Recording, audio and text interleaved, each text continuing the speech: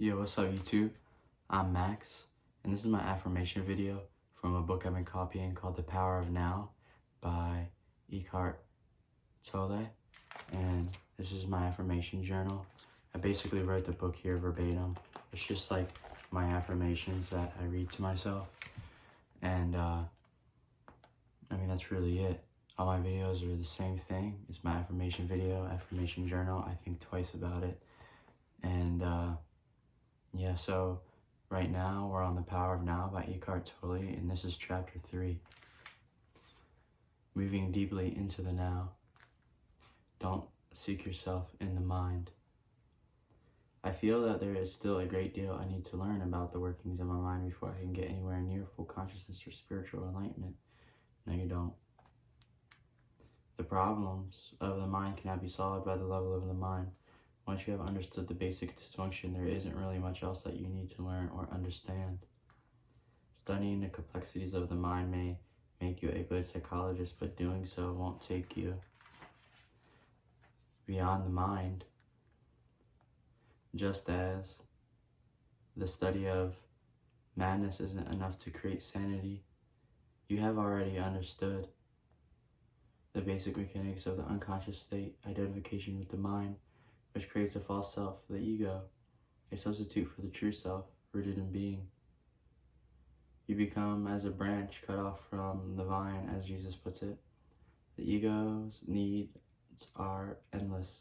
It feels vulnerable and threatened, and so lives in a state of fear and want. Once you know you have the basic dysfunction, it operates how it operates, there is no need to explore its countless manifestations, no need to make it a complex personal problem.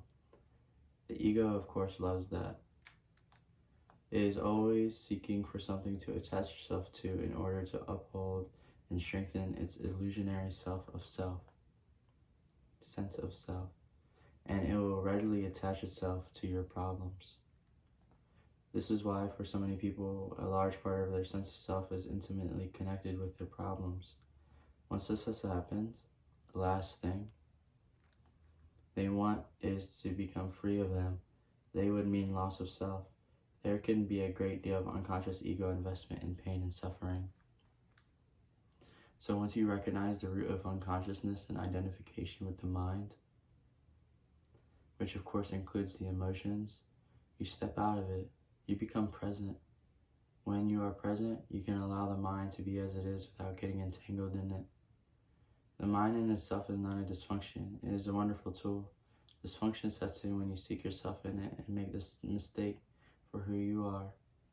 It then becomes the egoic mind and takes over your whole life.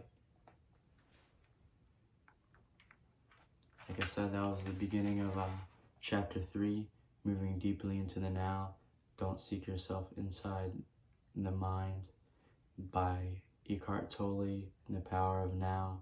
Like I said, I wrote it here, basically verbatim. It's my affirmation video. It's just one take.